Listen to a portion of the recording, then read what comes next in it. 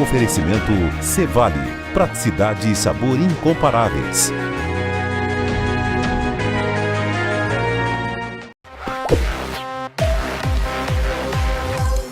Bem, deputado, o senhor falou agora há pouco aí algumas das ações que o senhor fez como prefeito. É lógico que se fosse falar, nós teríamos o programa todo só para isso aí.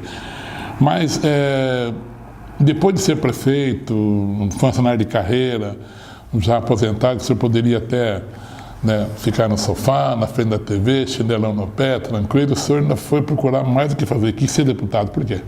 Veja bem, o sistema público investiu em mim, porque eu tive o aprimoramento do conhecimento durante a minha vida, nesses 33 anos, aqui na Prefeitura de Toledo, né?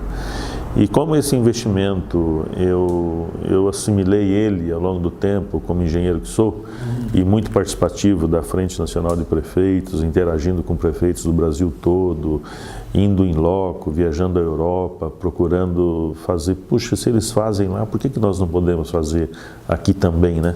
Então isso me deu um conhecimento muito grande, né, no sistema público. Você foi presidente da MOP também, né? Fui presidente da MOP, né? Tive a oportunidade de poder interagir com os prefeitos, né?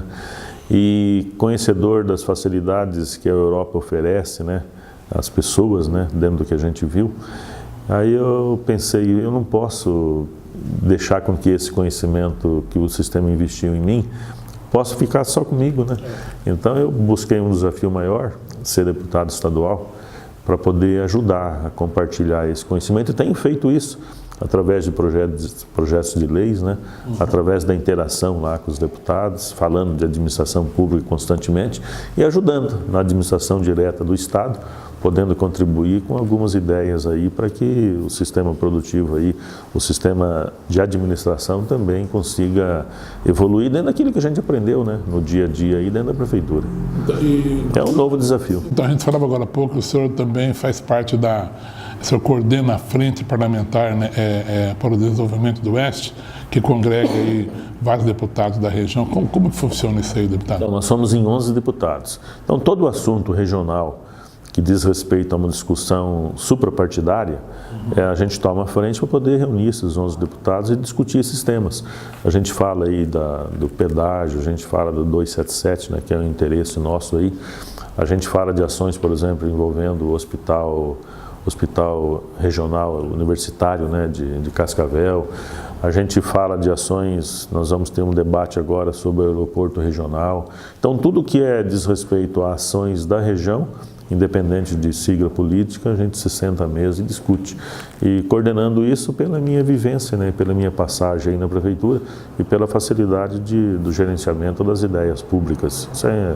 Isso a gente tem que contribuir, né, porque a gente aprendeu, tem agora que contribuir, e eu vou aprendendo com outros também, parlamentares. Na verdade, o senhor quer compartilhar, né, aquilo que o senhor recebeu, né? Sim, compartilhar o conhecimento. O deputado, a sua carreira política foi brilhante, é brilhante, mas assim que o senhor assumiu, foi empossado como deputado, o senhor teve que enfrentar já um grande problema que, como da base aliada do governo Beto Richa, o senhor tomou uma posição e aquele episódio dos professores, mais da APP Sindicato, né?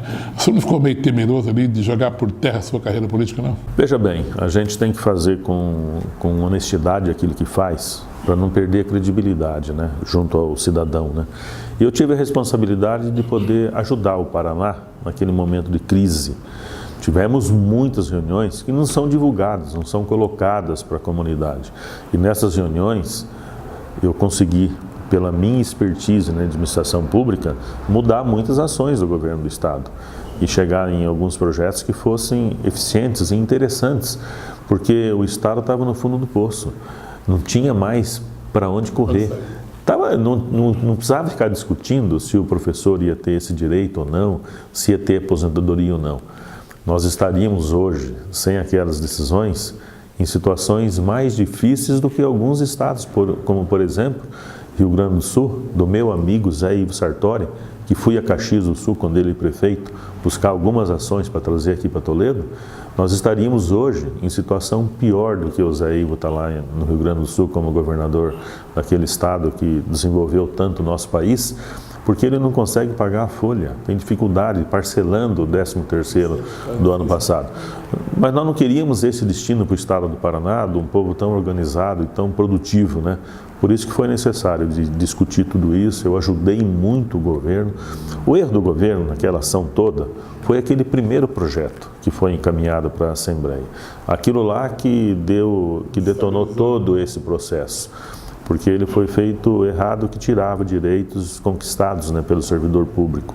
Depois nós conseguimos fazer com que ele fosse alterado, com muito trabalho lá no parlamento, nas reuniões que nós fizemos, reuniões aí até 1h da manhã, né, junto com o governador, ali à base discutindo, e nós conseguimos alterar as ações de governo para que os servidores continuassem a sua vida com tranquilidade, como está, recebendo benefício, recebendo aumento, tendo um aumento futuro de ganho real. E tudo isso foi discutido, foi pensado para que a gente tivesse uma tranquilidade aqui no Paraná, aumentando a arrecadação, diminuindo as despesas. Às vezes as pessoas perguntam, Kevinato, mas precisa contratar o funcionário aqui ou ali dentro do Estado. O Estado não tem capacidade gerencial de contratar pessoas, porque não tem condição financeira de pagar. Nós precisamos ter no Brasil todo, isso eu digo no governo federal, nos municipais, nos governos estaduais, uma reformulação. O sistema público oferece, além da sua capacidade gerencial ao cidadão. Quando eu estudei minha faculdade, eu pagava, era uma faculdade estadual lá em Maringá, mas que eu tinha que pagar mensalidade. E eu fiz o crédito educativo na Caixa Econômica Federal para pagar a minha universidade. Agora, hoje é tudo gratuito. E onde sai essa gratuidade? Sai do tributo pago pelo próprio cidadão. Então, a gente o Estado não produz, né? Tem que rever esse Estado de direito, né? Esse Estado de ações públicas hoje, para que a gente tenha uma condição de saber que nós vamos contribuir menos com os nossos tributos, ajudar nessa menor contribuição para o desenvolvimento empresarial, desenvolvimento pessoal, né? Envolvendo aí o cidadão. Mas o Estado também tem que oferecer um pouco menos do que oferece. Aí é importante ter análise do custo-benefício. E tudo que foi feito, né, naquele momento lá da crise do ano passado, foi visando uma melhoria do Estado como um todo e para poder continuar fazendo as ações aí de saúde, educação, investimentos em infraestrutura que é necessário para o cidadão paranaense. Quer dizer que naquele momento, deputado, o senhor não titubeou, não tinha dúvida de que o momento era difícil no momento, mas lá na frente teria recompensa. Eu tinha uma noção clara de que aquele momento era necessário, senão nós viveríamos numa crise constante. Hoje a gente estaria com a greve constante do sistema público, porque não estaria pagando salário. Por que isso, minha gente? Porque eu já vivi dentro de prefeitura que atrasou mais de 7 meses o salário. E não foi uma vez, foram 2 vezes. Uma delas na prefeitura de Umuarama, como servidor, com atraso de 9 meses da folha de pagamento, na década de 70, e a outra na prefeitura de Toledo, com atraso considerável também da folha de pagamento, por questões de gerenciamentos, né, daquele momento.